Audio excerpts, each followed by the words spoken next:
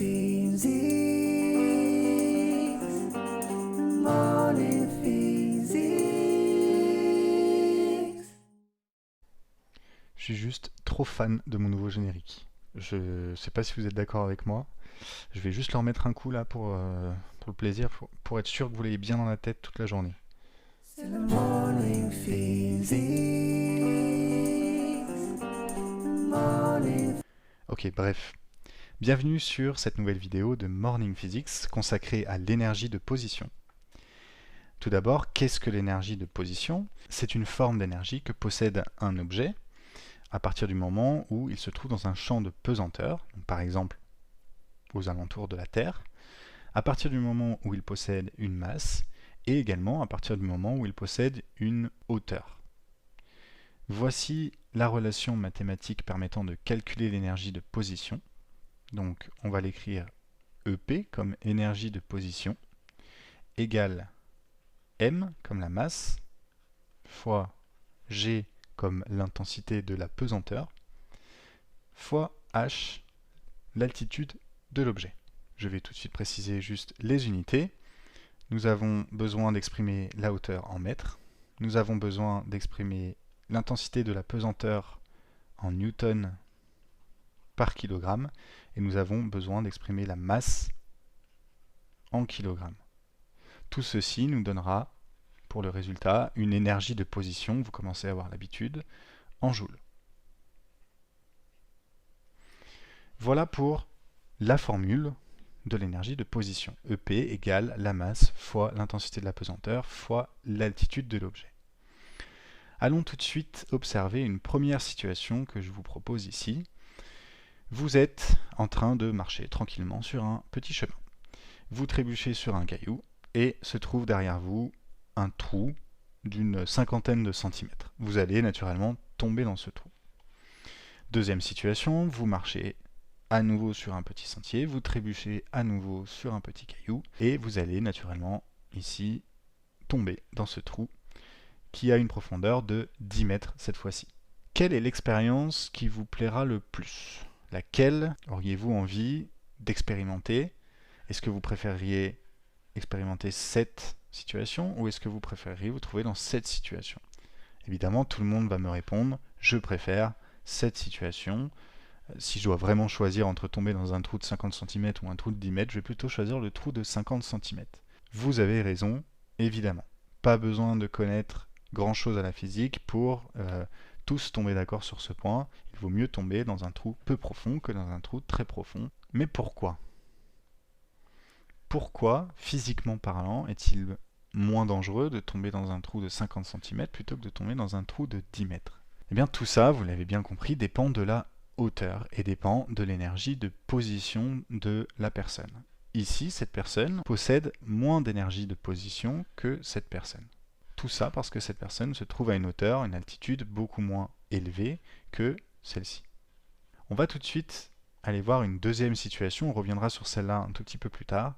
Voici un terrain un petit peu particulier avec des étages, donc vous voyez c'est une sorte de butte de terre avec un premier palier ici et un deuxième palier ici. Voici donc une pomme qui est posée sur le dernier étage de notre butte de terre. Nous allons nous intéresser à son énergie de position.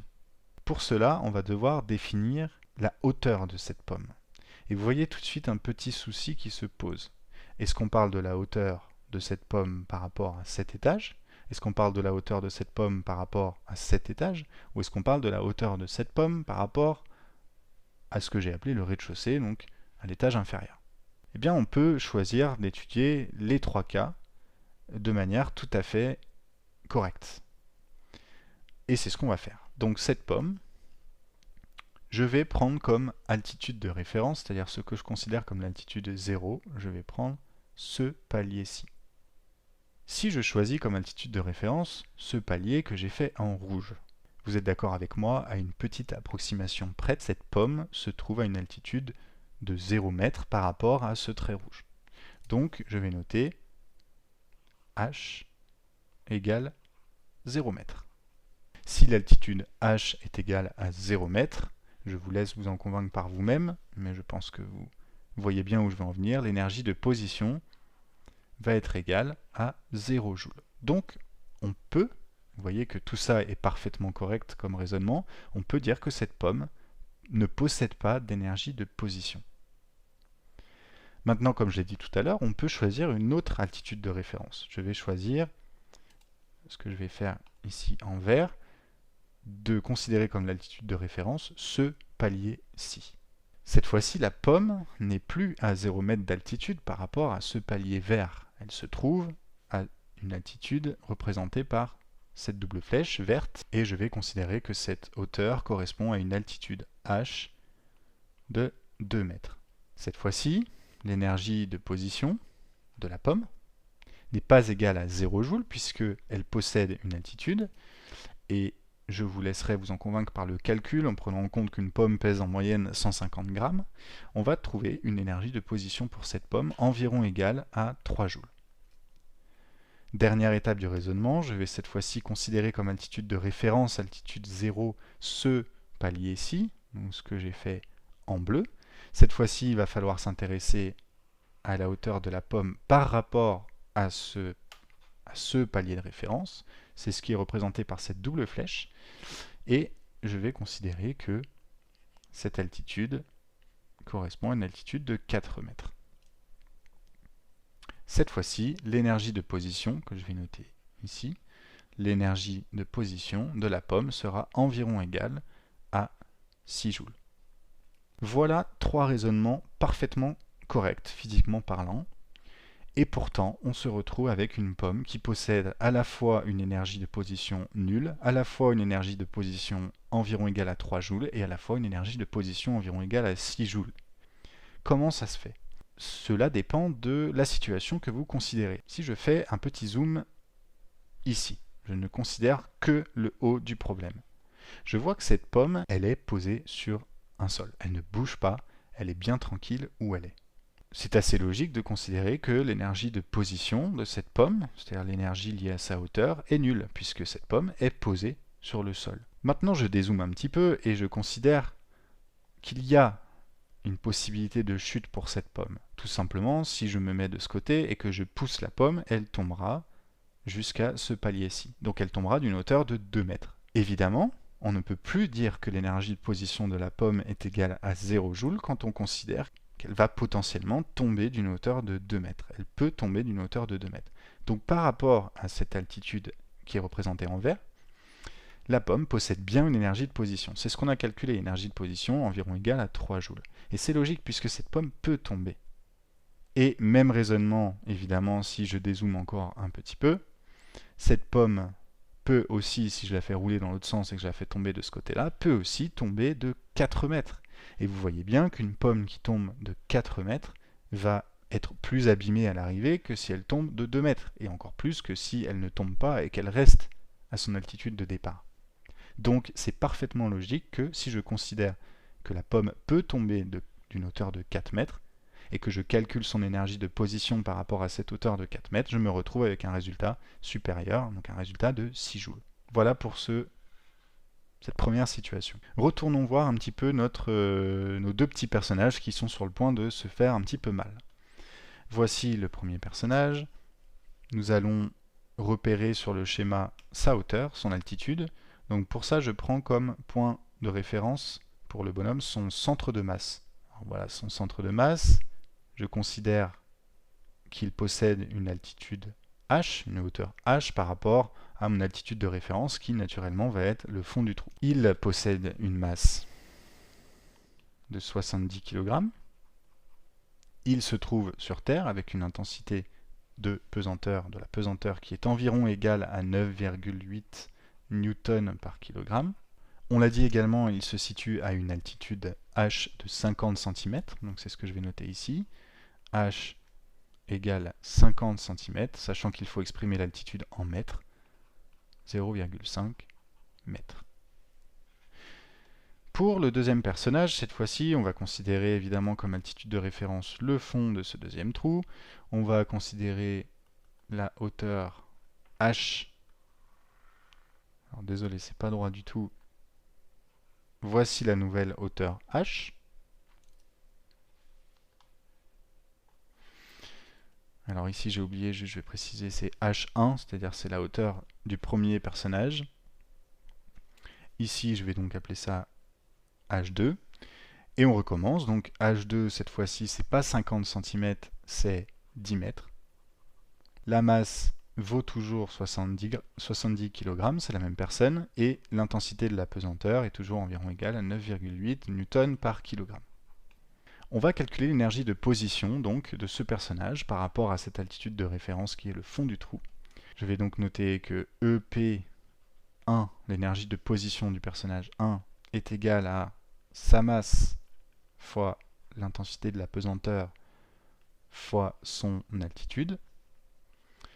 EP1 égale 70 kg fois 9,8 Newton par kg fois 0,5. Et on trouve une énergie de position pour ce premier personnage qui est égale à 343 joules. Voilà pour ce premier résultat. Le deuxième personnage, on va le faire juste ici. EP2, l'énergie de position du personnage 2, est égale à m fois g fois h2, soit donc 70 kg toujours, fois 9,8 Newton par kg toujours, fois cette fois-ci, non pas 0,5 mètres, mais 10 mètres. Et on trouve une énergie de position qui est égale à 6860 joules. Donc entre ces deux résultats, l'énergie de position a été multipliée par 20. En réalité parce que la hauteur a été multipliée par 20 tout simplement.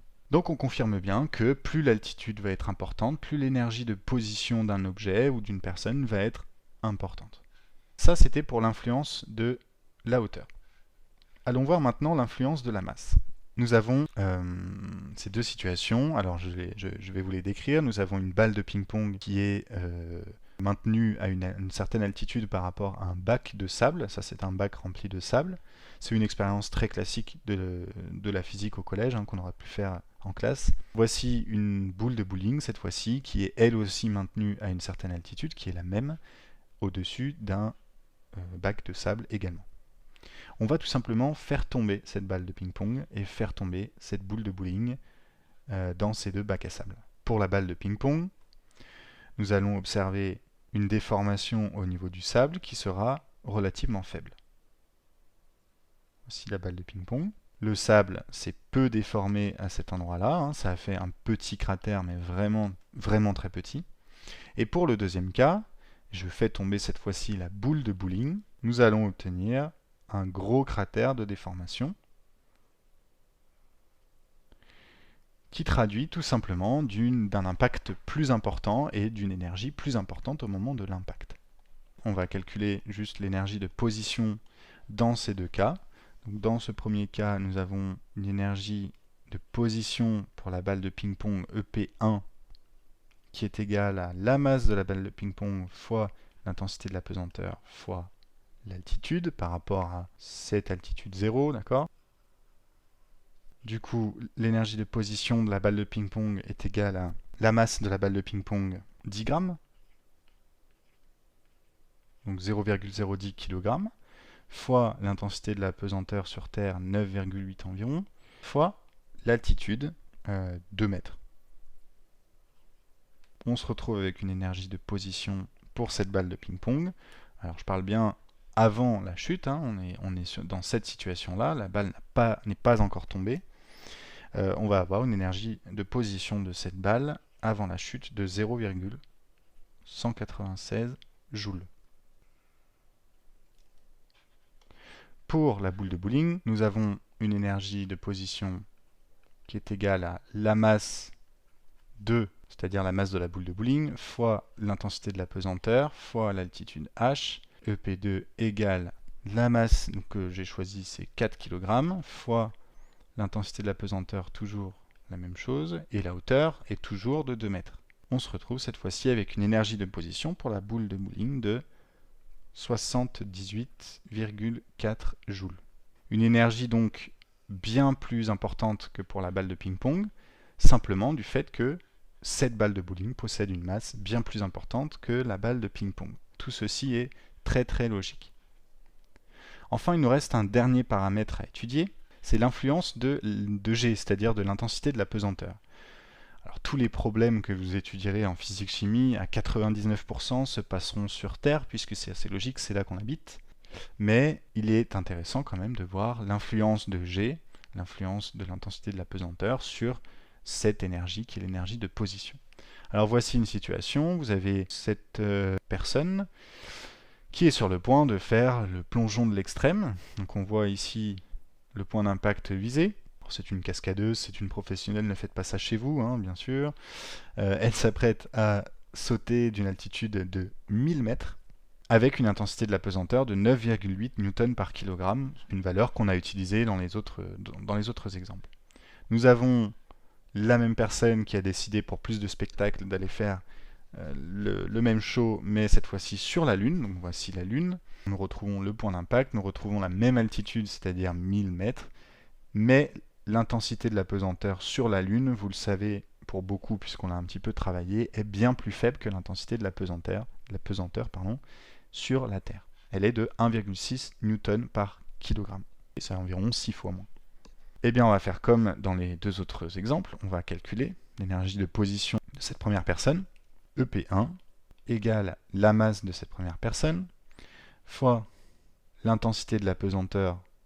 Alors, je vais écrire G grand T pour l'intensité de la pesanteur sur Terre, fois l'altitude que je vais définir par rapport à ce point d'impact visé. D'accord ? Ça, ce sera l'altitude H. On a dit que c'est 1000 mètres et dans les deux cas, ce sera 1000 mètres. On se retrouve avec une énergie de position qui est égale à, pour cette personne, de 60 kg et qui se trouve sur Terre à une altitude de 1000 mètres.